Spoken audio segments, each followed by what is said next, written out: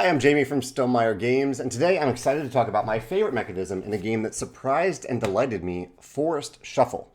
I have a friend's copy right here. I've actually only played it on Board Game Arena, but I'm looking forward to playing it on the tabletop as well because the art and the art direction of this game is really, really beautiful. So in Forest Shuffle, you are building a tableau of trees, and under each tree, you can tuck up to 4 different cards. And this is one of my favorite mechanisms in the game. This is really, really clever. You can tuck cards, one card in every direction around the tree based on how the card is outlined or created or laid out. So here's an example here. There are some cards that are split down the middle vertically. This has 2 different animals. So I can tuck it on this side to show the little squeaker and get that squeaker's benefit. Or I can tuck it on this side and get the benefit of, what is that, a bobcat? Lynx. It's a lynx.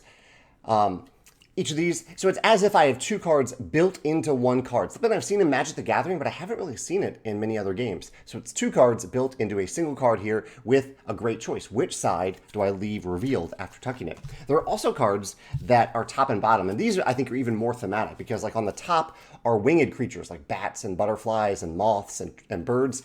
You put those on the top. You tuck them on the top because they're up in the canopy of the tree. Or you can slide it on the bottom and you have things like insects and fungi, and you can tuck it down there below. These cards often comes into play abilities, ongoing abilities, end game set collection like abilities, lots of different things. And so you end up with this beautiful forest by the end of the game with cards tucked around many of your trees. Some trees will be complete, some trees won't be complete.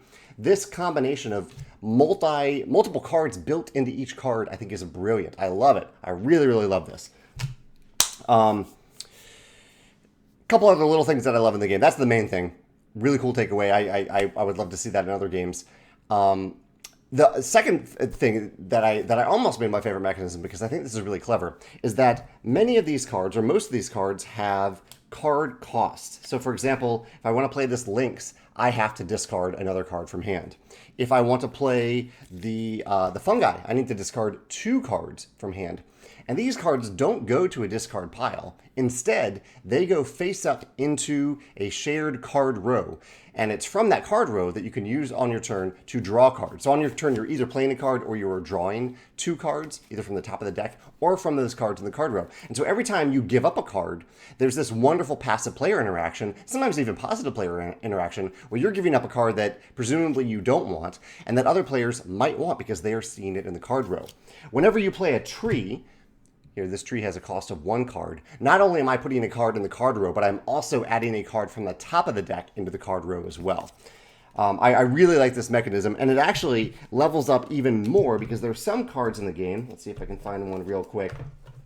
There's some cards in the game that give you a bonus if the card you discard, here's one, is a specific type of card. So with this one, it's saying that when I played this fur, what does this? A silver fur. When I played the silver fur, if I used cards matching the icon on the fur, that's this little icon down here, I get an extra bonus. So not only am I discarding just any card from my hand, my unplayed cards, but I'm also looking to discard a specific card to trigger this extra benefit, which feels really good.